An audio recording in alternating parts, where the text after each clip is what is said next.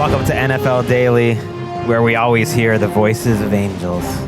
I'm Gregg Rosenthal. Beyond lucky today to be joined by Patrick Claybon and Colleen Wolfe. And yes, Jim Harbaugh said at practice when Justin Herbert returned, he felt the music should be playing, that he thought he even heard music in his head. He did not. The voices of angels singing. That's what I feel like when you guys are in the studio here. Well, when I hear that song, I feel like we are going into battle. We are in some type of like old Viking situation, and we are storming maybe a beach. I don't know. Could be anything. Yeah. Elsa Gunn. I feel like Easton Stick next to Coach Harbaugh and Justin Herbert. I'm just here. Stop.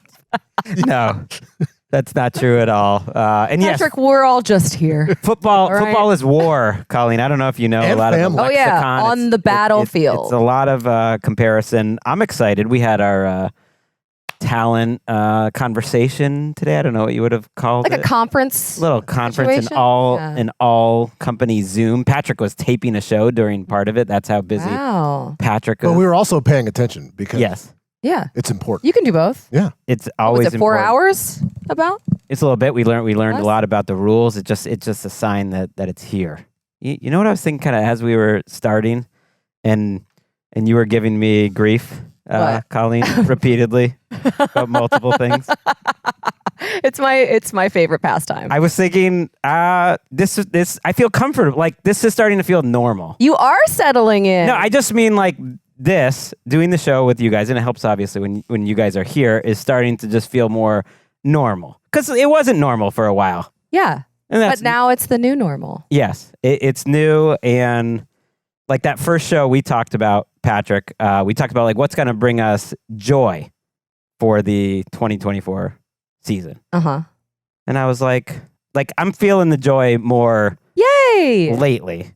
There we go. And I love that. It got me thinking, not to get too deep about it, but football is a great distraction. It can be. It was one of the reasons why I probably rushed back to just like, let's just start. Let's just get back to it. Like, should I wait an extra week for Colleen to come back? Because I'd really like her to be there. I was like, oh boy, Gregg is spinning. I was like, no, I don't even want to wait for Colleen. I just want to go. Because I think the instinct is like work is good. Yeah. Get back to just working. Working's good. And then also football is a good distraction, and without really consciously thinking about that. And again, not to get too deep on it, but I was thinking about Wes in the 2020 season, which was a cursed season. That was the COVID season. Mm-hmm. And, Wes died, right before the Super Bowl. But I was thinking about that season, and I saw him a lot because I was driving him back from the hospital every week, and we talked a lot. And he really was studying the football that season as long and as much as he could, even when he wasn't on the show that much, even towards the end when he wasn't doing it. And I sort of talked to him about it and be like, why, like, I guess why, like when there's so many other things that are so important in his life. And he's like, well, that's why, because I'm choosing to do it. Yeah. That all that other stuff kind of sucks. And I know I love football. Like I know throwing myself into this is like, it's not any greater meaning than just I enjoy it. And I guess, that's a long way of saying like, it's good to be here with you guys. It makes a difference when you're having fun with it, when it feels like it's on your terms and you're doing it because you like to do it too. And the one thing that's cool about football, and we get, employed because of this, is like, unlike, like everyone has these things, hobbies that they can throw themselves into, distractions that they find meaning of, and even if they don't have any greater meaning, but like, unlike like literary fiction from like European women, I can talk about this topic to everyone. Do you have anyone in particular in mind when you say that? I was just trying to think like, what am I super passionate about? And it's reading, and that it tends to be a lot of like women in their 30s and 40s that are of European descent. That's a lot of those novels. Sidebar. What was the book that you were reading when we gave Steve Smith and a bunch of other people a ride from a Talent Summit so long ago? Was it a book on tape or something? Well, they're not called books on tape in 2024. Like audiobooks are very popular. Listen, I'm 80 years old and you know that. I am Anne Doreen at heart. That was this fits. That was actually nonfiction. It was a biography of Jean Reese, who's not a European woman, but a Caribbean one, who had a very interesting and tragic life and wrote many books that I enjoyed. So she sort of fits in. She was sort of a leader for these women. Well, I love your love letter. I just mean you can't talk about that stuff with everyone. Football, it's like everyone understands. It's there, and it's ever present in our lives, and it can feel like a bit of a dredge. But you get to the actual games and the stuff week after week, like that part is still great. Yeah. Like I'm still looking forward to that part, regardless of the hours and like however you put it. Like the games are still like sacrosanct. Right, because if you're not doing this as a job, you can opt out of the games that like really aren't that interesting. The teams that are kind of out of it, you're not a fan of them, you're not really interested in like that division or anything. You can be like, you know what I'm going to do? I'm going to like sit this one out, or I'm just going to passively watch. But for us, like we have to. So in those moments, it's like, there are so many games, but then you get to experience like it makes the highs even higher. Yes. During the season, which Gregg is our segment today that you came up with. Yeah. Things, people, teams, whatever that were unreasonably high on. Yeah. I don't know just why. Like super high. I don't know why Colleen would come up with this segment more than other people. Well, I do like your hat today. I wore it because we were doing this. Everyone who's watching on YouTube will have to check that out. Yeah. It says green. Don't trip for anyone who's just listening. Yeah.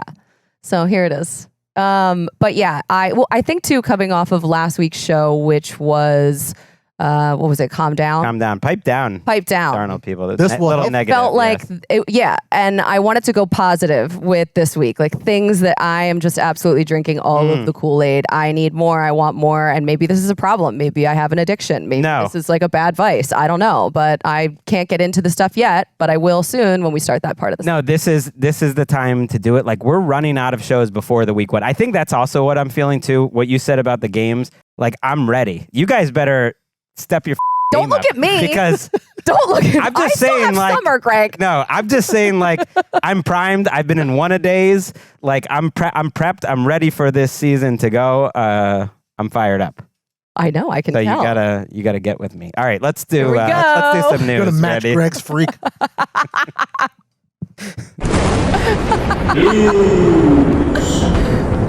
The sports are great. They're there for when you need them. Shout out to sports. Sports. It's like, Gregg, we get it. You like football. No, it's you like love my football. dad retired at one point. It's like suddenly he's a huge Red Sox fan again. It's like, you have time, it's different. I'll talk to you week 8. Yeah.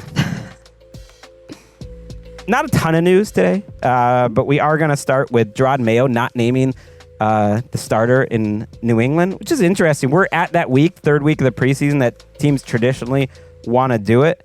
And he said, when I know, you'll know. I trust Jerod Mayo on this one. I don't think he knows yet. And Jacoby Brissett was quoted on saying, I still treat myself as if I'm the starter. Are you feeling any changing winds here, Patrick Claybon? No, I'm not.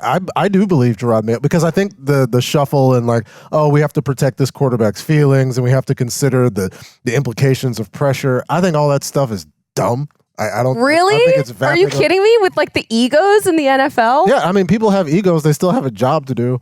Like if that's the concern, like if we're worried about Drake May's long-term propositions because Jerod Mayo didn't name him the starter a week in advance, then like maybe Drake May is not good. Like that's how I feel about it. So like I believe him when he says it, and that's what I wish we had more honesty. Like, look, I don't know. Like we have this rookie, we want to get him time, but we have a guy who, if you expand, which is weird, but if you extrapolate Jacoby Brissett's stats from 2023, like it's insane. It's like on a Hall of Fame track with this limited opportunity playing for the Commanders. So yeah, I'm good. If you don't know, like, why are you telling us? Like, as long as he's being honest about it, it makes sense to me. So you're a Brissett head. Like are you going with Brissett? I feel like we saw too much Deshaun Watson the past couple of years that could have been Jacoby Brissett, and I would have liked to see what we could have gotten instead. Right, because it's not just that very limited Washington sample size, which is now I'm looking at 23 pass attempts. 23 is lighting wow. up. But it was Hall of Fame track. It was the 11 starts for the Browns in this system where Alex Van Pelt, the offensive coordinator of the Patriots, was with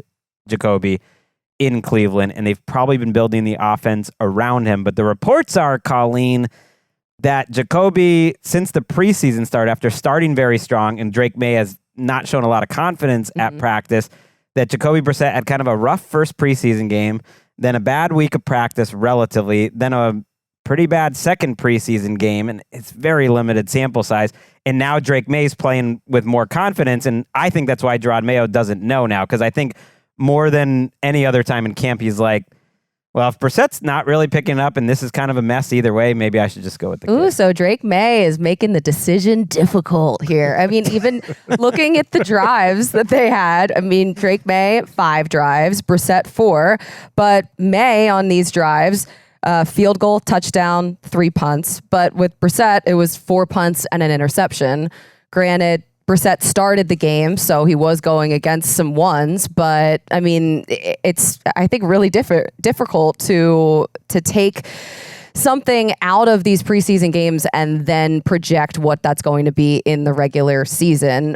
Very hard. It's probably more about the practices, to be fair. Yeah. I did really like, though, in the second half against the Eagles, it was in the third quarter, Drake May took a shotgun snap and he moved around the pocket really, really well. He threw like a 50-yard throw to, I can't even remember who it was. Devon Baker. Yeah, it was incomplete, but he looked, the mechanics that he had and everything aside from the fact that like the receiver didn't catch the ball looked great. So that could give Gerard Mayo some pause when thinking about who the starter is. When I watched the Raiders game the other night against the Cowboys, I was thinking Antonio Pierce had just come out and said that he was going to name the starter after the second preseason game, and watching that game, really dicey to be able to name a starter after that performance from Gardner Minshew and Aiden O'Connell, but he still did it. So it is interesting that Gerard Mayo is still kind of hanging out, kind of taking in all of the information a little bit longer.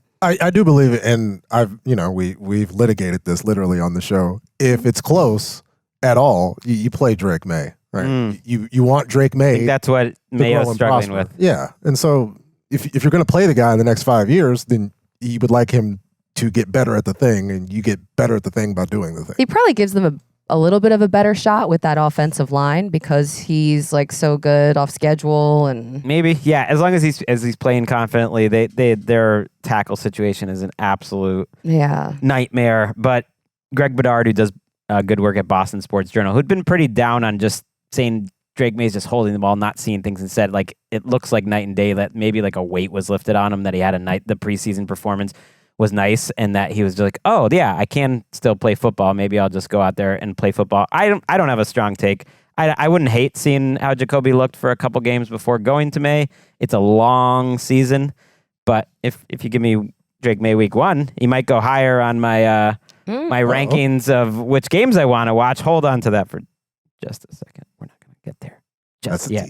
The NFL working actively on getting professionals to be in the flag football Olympics in 2028. Is this a thing? I don't know. I just thought this was noteworthy enough. Like, I was like, really? We're going to have NFL players playing flag football? Like, how is this going to work? Who's this going to be? What is this? I feel like it would be exciting for me, but maybe unfair for actual flag football players. Well, not if they get beat. Like, put them in, maybe have some competitions. I mean, I'd be curious to see who would be better, like a flag football team of guys who always play flag football, or NFL players with a couple weeks of practice. It might be the NFL players, but I honestly don't know. How could you know? Well, I think ultimately we want to showcase the sport, showcase the ability of all people, right? Not just NFL players, but want to avoid like the breakdancing type situation, right? Where you have interesting and suspicious circumstances leading to this chaos, right? Good. Which is unfortunate because that was one person out of 32 that competed, or whatever the number was. Yeah, and right, but like became famous and had everyone talking. It was honestly so entertaining for all of the wrong reasons. I loved every second. My house had breakdancing on both days, but we actually missed the ray gun thing, so we were just enjoying the breakdancing. It was good, and that's ultimately what we want. Not necessarily the sideshow or this like NFL players versus like can Tyreek Hill beat Noah Lyles? Like not that, but like to uplift flag football and actual football. I think I think it can work. That's so wholesome. It's just I don't even know how it works. Do we have multiple teams? So I guess I need to do more research because like maybe you could have one of each. It's like tennis. You have multiple teams. Yeah. It actually reminds me a lot of Olympics tennis where star singles players play the doubles and sometimes kick out the regular doubles players. And sometimes those star singles players do win the gold and sometimes they don't. This time actually they all got smacked down kind of by the regular doubles players who aren't as talented, but they know how to play the sport. They play together. It's kind of like, are you going to have an all-star team or are you going to send, like the Nuggets aren't a good example because of Jokic. Like, are you going to send the Lakers? Right. I mean, it's so hard to say the word Celtics. It's not that hard. We'd send the Celtics. They'd win. Sam Hauser out there shooting threes.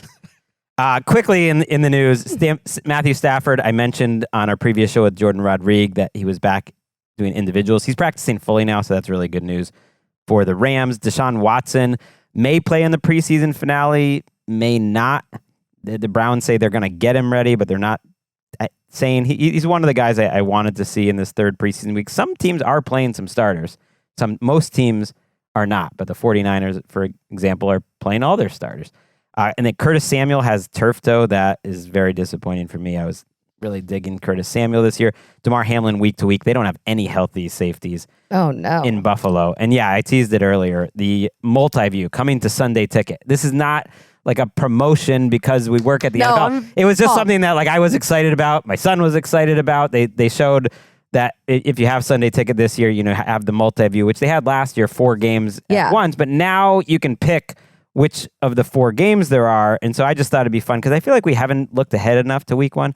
Week 1 should be like a bigger deal. We should be We should just be like previewing it for months. Well, maybe let's not get crazy. What is happening today? I don't know. I don't mean months, but I just mean it like instead of just, that this is a concrete matchup that we actually know about. The teams are preparing for it for a while. They've started preparing for it this week. So I'm saying this week we should prepare for it too. What are the 4 games you would put on your multi-view? So the options at the 10 a.m. window on the West Coast, 1 p.m. East Coast, 6 p.m. London. We can go through all the time zones. Steelers Falcons is an option. Cardinals Bills, Titans Bears, Patriots Bengals, Texans Colts, Jaguars Dolphins, Panthers Saints, and Vikings Giants. So it's a meaty group, but it's not too meaty. 8. It's kind of in the middle. I like that for week 1 because we have the Friday night game picking one off. Yeah. Let's start with Colleen. Okay. What are you for?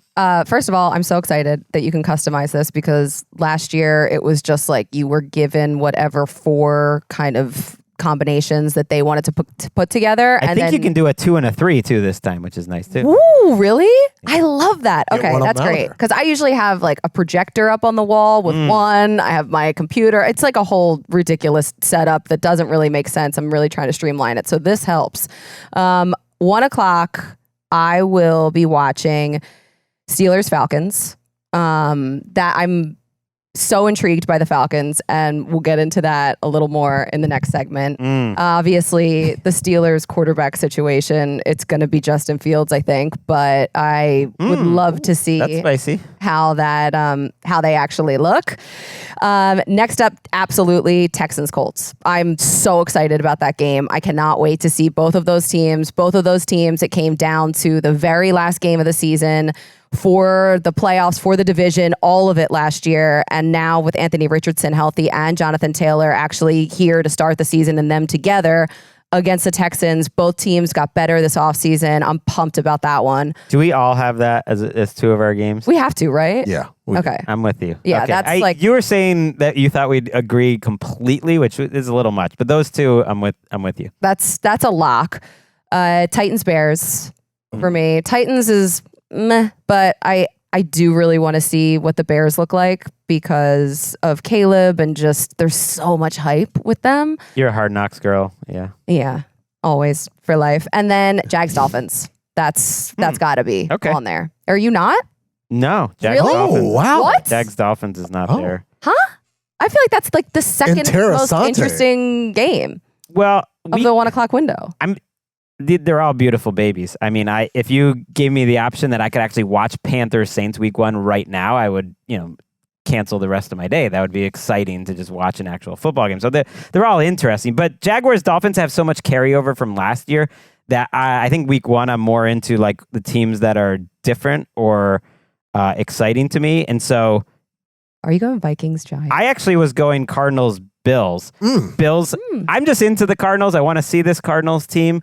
I think the Bills have a chance to go win the Super Bowl this year. I think this could just be a fun game, but Patriots Bengals I think would be a good choice too. We haven't seen Joe Burrow truly healthy in a long time. The Patriots are a bit of a mystery box. If it's Drake May, then it's definitely more box office. But those I would have put those 2 ahead.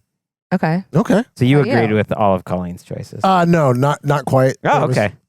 There's one difference, and it's a game that you have now besmirched multiple times. I do want to see the Panthers and the Saints. Yes. Ooh. I want to see the Panthers and the Saints. We'll get into some other things in that division later on. But I want to see your 2 Bryce and Dave Canales and all the changes that they've made on the interior. Like, it went horribly wrong. It's gone horribly wrong there for multiple years.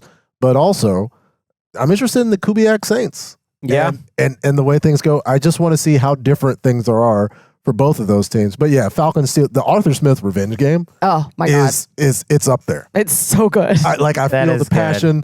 Jameis and the Saints making the decision, his reaction after the game, his subsequent firing, and now he's got this shot in week 1 with Kirk there. It's all perfect, and I love it. Colts Texans. That would have been my number 1 pick. Yeah. I mean, that's on the big screen. Year 2 for both of these quarterbacks, just a prime opportunity. And I'm with Colleen. Jags Dolphins is great. It's great. What? That's like I'm not saying it's great. I go quarterbacks first. What's wrong with Tua and Trev? They're awesome, but Kyler versus Josh Allen to me is more exciting. That is a box office matchup that I want to see. I mean, it's not like I don't want to see the other. We just have to pick. Cardinals. We have to pick 4. I need the Cardinals to I know that they're going to be better this year. I know. I think they're going to win that game. Whoa. I think they're going to win that game, Greg. Ooh. All right. Let's stick with that when we're actually keeping score on game review and maybe guaranteed our preview show. Okay. The only I don't remember anything, but the things that I say, I don't remember anything. I remember. Great drop. I love it. All right, let's take a quick break, and when we come back, we're gonna get to things we're unreasonably high on. Puff puff pass. Dang.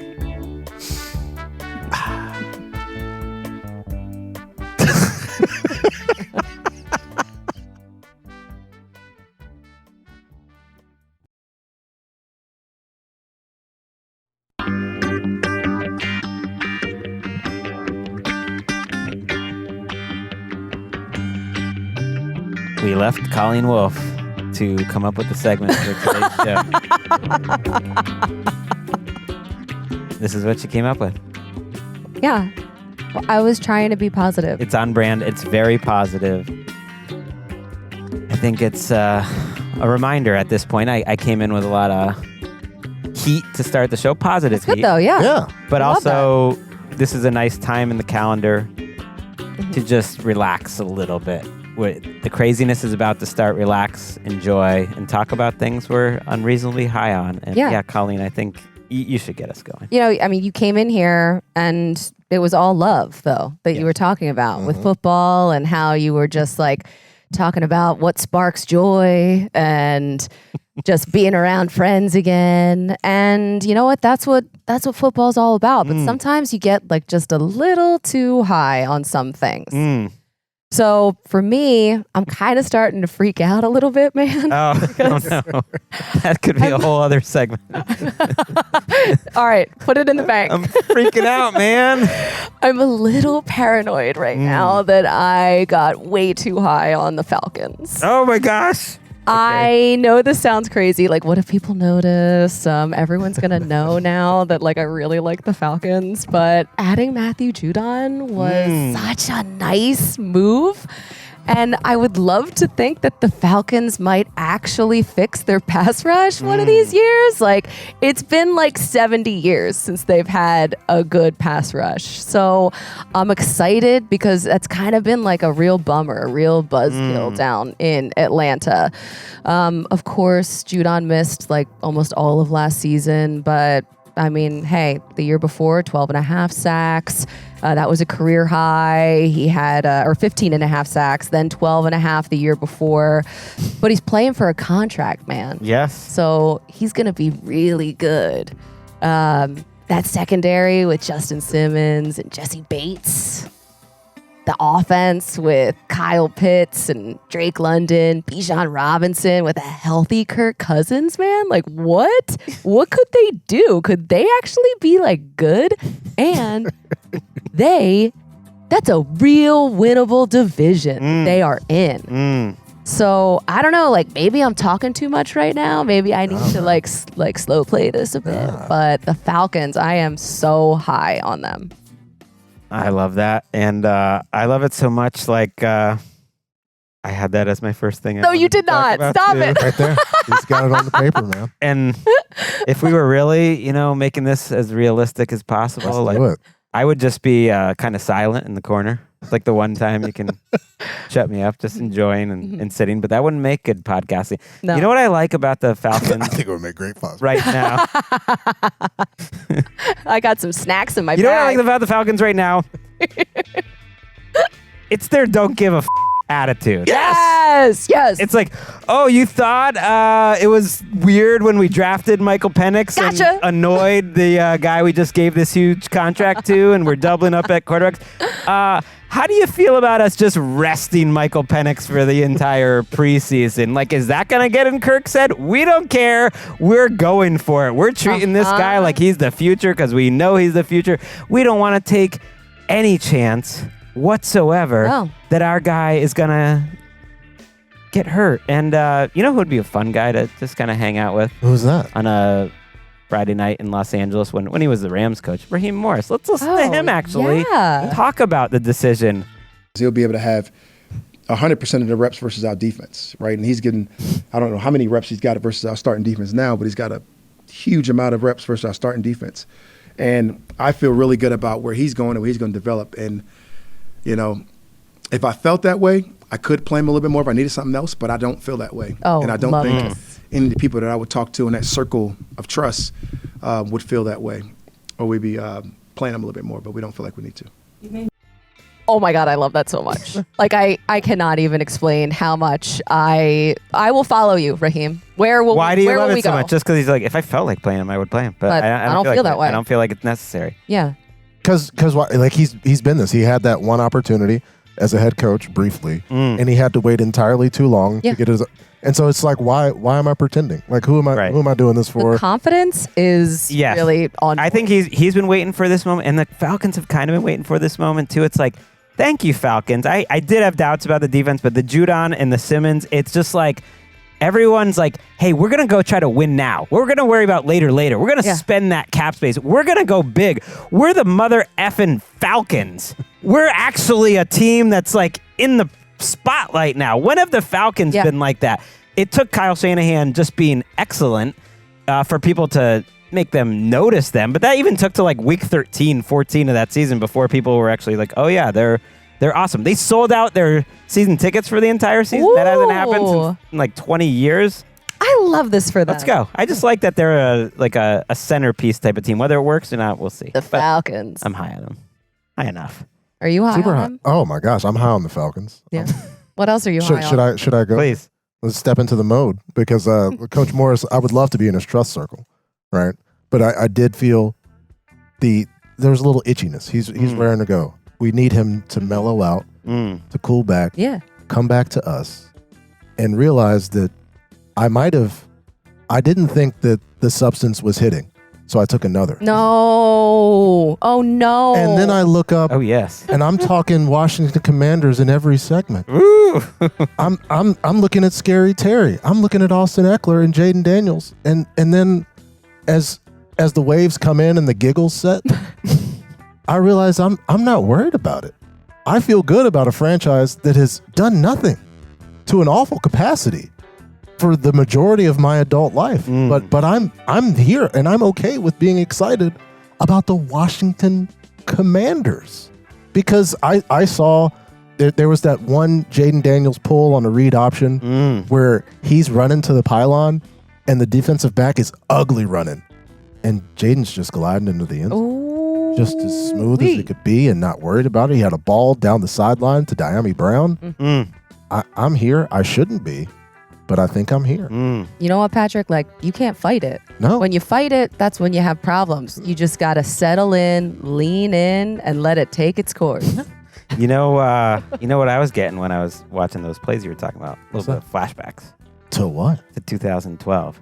And you might be saying, oh, that's so basic. What happened then, man? You're just comparing them to like their last like high drafted black quarterback. No, the guy's doing read options and throwing vertical shots right on the money with incredible accuracy. Those were the traits that RG3 had. I'm not saying they're going to have the same sort of rookie season, but the strengths and weaknesses are kind of similar there. And the strength I like the most in Jaden Daniels is every one of those throws was like exactly where he wanted to put on the money. Like leading the receiver in a perfect way. And that was why at the end of that season, I remember I wrote this QB index started as a study of the 2012 rookie quarterbacks. And he was number 1, Andrew Luck 2, Russell Wilson 3 in that class because every time he threw the ball, it went exactly where he wanted to go, which is important for a quarterback. Now, obviously, things happened after that, but I'm excited. I know. Yeah. Join me. Into it. All right, Colleen. Like it. Okay. This is a little half-baked, this one. So. That's good. Just feel like. I like the variety, Randy. Good job. He's into it, too. We're bringing this segment back. First of all, I just feel like people might be a little too high on the Bears. And maybe that's crazy. I know Caleb Williams, he's special. But guys, like that offensive line is real sus and makes me a little nervous. And maybe it's because I've been getting a little too high on the Vikings. Ooh. And I feel like I shouldn't be. It's sort of the forbidden strain that I've been going with here. But the Vikings, like Sam Darnold was always the plan for the Vikings. They were never going to go the other route. He was always going to start the season. And he's gotten almost all of the first team reps from the offseason program up until now. Justin Jefferson's out here telling Diana Rossini that he's surprised how good Darnold's arm is, that his passes are right in the hands and feel like a soft pillow. What? Really? That is true. That is a direct quote. So maybe I'm crazy, but everyone who is just already writing off the Vikings and saying that they are going to be worst in the division, I don't know, man. You got to think hard about that one because the Bears, they have a lot of good players there, but the Vikings, don't count them out yet. Vikings over Bears. I know where this is coming from. Is it Said Sam as Darnold? much, you're rooting against my take, essentially, about Sam Darnold. And that's fine. I truly am. You want to harsh my enjoyment? I need Sam Darnold to succeed this season more than anyone else, more than Sam Darnold. That's a tough spot. All that said, I feel like we've talked so much about the quarterbacks, which makes sense that it's the most important thing. But we have lost a little bit of what I agree with you about is like, oh yeah, there's lots of other really good players on the Vikings. Yes. Like Jalen Naylor, by the way, is a third-year player who looks like he's going to maybe step into what KJ Osborne did and be a step up. That is a fantastic receiver trio. TJ Hawkinson will eventually be back. I think Aaron Jones showed a lot of juice at the end of last season. And then the defense, I think Stephon Gilmore, like that addition with, I love with that one. Brian Flores, the way they use their safeties they were thin at cornerback. That was the one position, and now they're not. Like Van Ginkel's a fun little pickup. Like they're deeper and tougher to deal with. I think if you're a coach, like you don't like the Vikings coming to town because I think KOC and Flores are coming with some heat. Well, I feel like people have just written them off now. I think, and it's one of those things where you get into the substances and maybe you think too much. But we talked about we love these kickoff changes. The new kickoff is great. Yeah, Kene Nwanwu, oh yeah, might get 5 of them. Like I sincerely think like if you're talking about like a running back / returner who's perfect for this particular situation, it's him. Did this come to you in a vision? It did. The second I saw him touch a football, I was like, this guy can flat out fly. And this kickoff change is perfect for him. Yeah, he had a nice one last weekend. I think it was as a running back, though. That's a nice little backfield, actually. Chandler, you got Wangwu as the third. Yeah. All right, I'm feeling that. I'm gonna go. You're excited, so you gotta just go. I'm just excited. You gotta just go. You gotta go. Yeah. You want me to just go? Yeah. Don't hold back. Okay. Yeah. I'm not holding back. You're up. Because Gregg was besmirching the game between the Carolina Panthers and the New Orleans Saints. We've talked about Falcons. We're excited about the Falcons. I'm a little high on the 2024 NFC South. Oh, wow. Yeah. I think we were slicing and dicing, and the outcomes could have been different, but we had 2 9-win teams. We had 1 7-win team where they're playing each other. Things could have gone either way. And now they're almost all better. The glaring thing is Dave Canales' departure, but he didn't go far. He's just right up the road in Carolina. I think Baker didn't forget the things that made them successful. I believe in Todd Bowles. I like this division more than the NFC. Wait, you're saying more than the NFC North? More than what? NFC North. So you're saying, bro? Wait, I'm saying it, Gregg. Hold on. you're saying that Dave Canales being in relatively close proximity to Baker Mayfield is somehow going to help that man? What I'm saying is, if you're concerned about the outcomes for the Carolina Panthers, right? If you're concerned about the outcomes for the Tampa Bay Buccaneers and think that drags the division down, He stayed in the division. he's in the division. I see. He's still I lifting see. up the Carolina I see. Panthers, and Yeah. so right, substances. Because it's not like he's Be saying damned. on long distance calling, with No. cell phones. Yeah, no, and it's not like this relationship where he's still making things better. Like Geno's still good. Baker is Baker Mayfield. Yeah. The Dave Canales boost doesn't just go away. Remember long distance calling, bro? Like, Oh my gosh. like it costs Star a certain System. amount to go to Connecticut from Massachusetts, but then it's way more to go to Colorado. Don't have to do that anymore. It's stupid. No, it's all about 1-800-collect. I'm feeling it. We oughta baby eats Really aboard. feeling it now. It's happening. Wow. What if I told you the NFC South was not even the best South division, though? No way. I mean, if you're looking for a division that doesn't get I have my division rankings right here. enough by the way. attention. Oh, you're using the notebook that Emeka got you from Japan. Let's go. What's the fish on the front? Maguro. Maguro. Maguro. It's Maguro. One of my favorite. Right here. Don't look at my nails. Yeah. So. What is your rankings? Now I'm curious. But yeah, Well, yeah, they're half baked, like a lot of things right now. Right now, I have, and I did this like last night late, just because I was bored. Okay. First is this right? Okay, first is NFC North. Second is This is what the show would actually AFC sound North. like. third AFC West. This is crazy. Fourth AFC East. I don't think that this all seems totally normal to me. 5 NFC South. Or no, 5 is, I can't even read my own writing. I don't have 5 on here. Wait. Okay, we'll clean this up. Yeah. No, I'm joking. We're 2, keeping all 3, this in. 4. I'm going to make the case for the AFC South here. I mean, it's like the NFC South. People aren't sleeping on the Your game. basics just kind of ignored, but they are. Is it in prime time enough? Is 345 Park putting the Colts Texans in prime time like it should be in a big spot? They should. If the least interesting quarterback in this division is Will Levis, I mean, he's pretty interesting. If nothing else, he's box office. He's going to give you some big. He's going to give you some bad. But most importantly, this division has the team I'm unreasonably high on. Oh, is that? And that's the Houston Texans. Oh, I mean, yeah.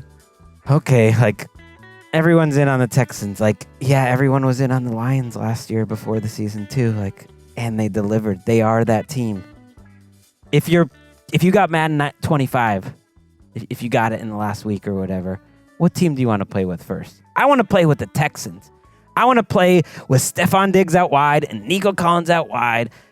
And we got Tank Dell inside. We got Mixon running. And we got the dude who I think is going to compete for an MVP right now. And I love the story of it all. Going into last season, they had the second worst odds of any team in the entire NFL to win the Super Bowl.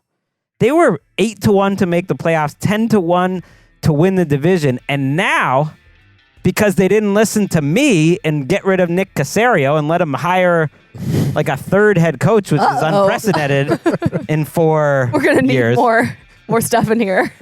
I'm just saying that was my bad, bro.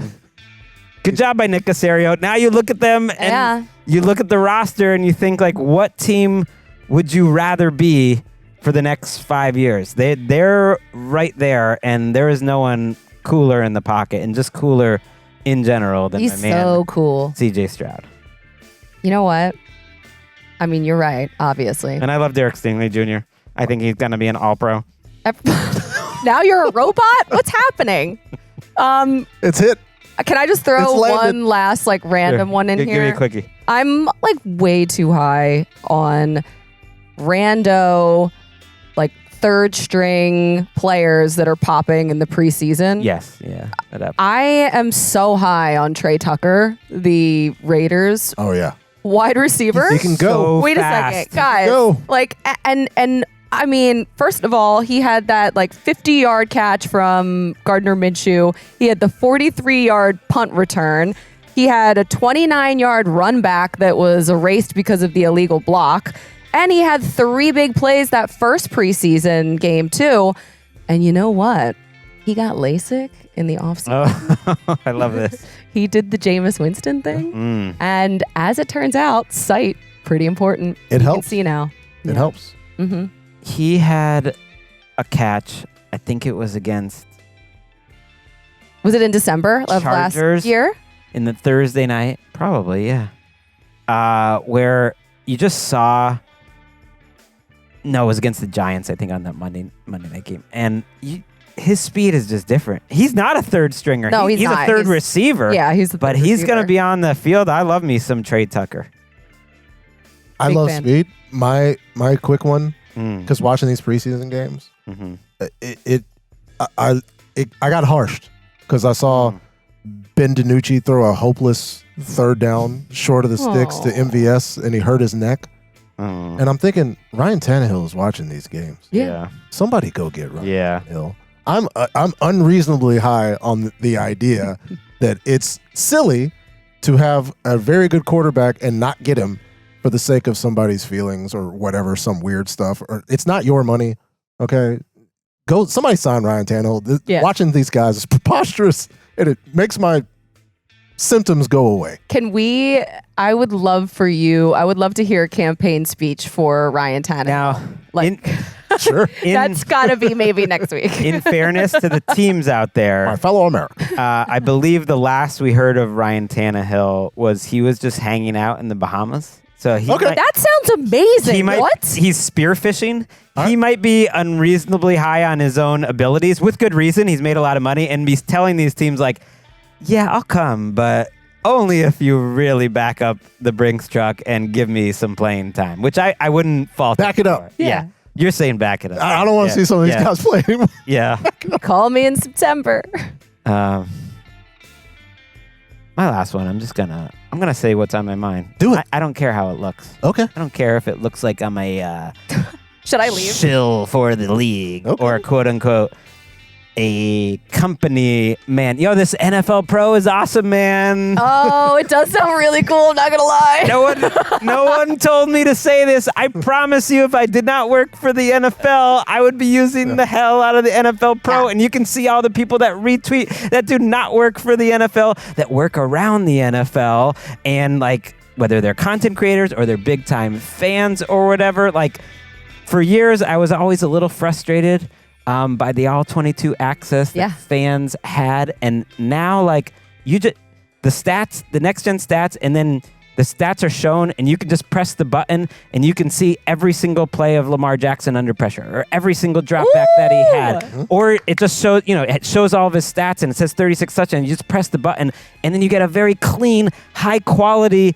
All 22 from multiple angles, and the broadcast, if you want, of all those plays in a row. Not to mention there's all this sortable like matchup stuff that I can't even get into. But like, I'll be real and say I've had access to some stuff that the teams pay for from other places that they pay a lot of money for, and that's how they cut up all their tapes and they get access to stats. And we've kind of had access to that, or some of us have that work here and stuff.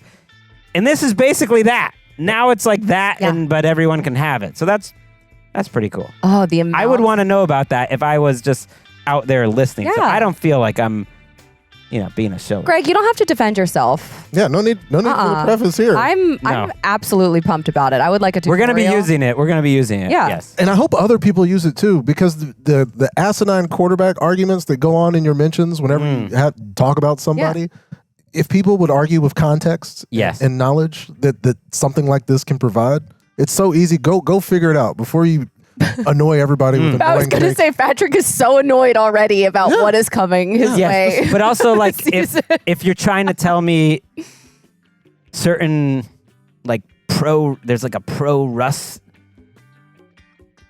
group in Pittsburgh that has said all along, oh, he has no chance to lose this job. He's definitely the quarterback. Fields has no chance. And for whatever reason, they're just like holding on to that. And they're like, this isn't anything. It's just pass protection. They didn't protect for him. Then you can go to NFL Pro. And I can show you when he gets to the back of his drops, when he's holding the ball, and how the old Russ would have thrown that ball. And for whatever reason, he's not comfortable in the offense yet. It was just a small sample size or whatever. He's just not as aggressive as he used to be. He's holding that ball, and I can give you that little screenshot when the receivers are open. I cannot wait to nerd out on this. The amount of micro-focusing that I am going to do on this platform is, you guys might never see me again. Micro-focusing. Yeah. I love that. Not micro-dosing. No. Micro-focusing. Yeah, that's what happens after you micro. Yes. What a fun show. Thank you to Patrick and Colleen. I'm really excited for the duo that we have coming up on Thursday's show. Keep that music going, Randy. I like it. Let's go out with that.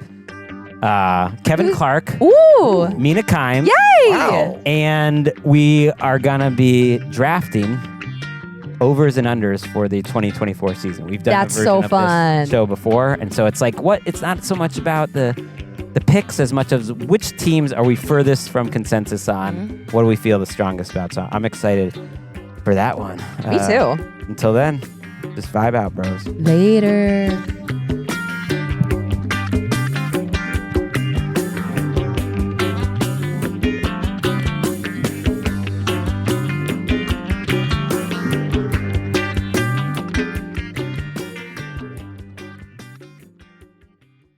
Yeah, it's also like getting electrocuted. Like, you got to die to be electrocuted. You got shocked. You didn't get electrocuted. Anyway.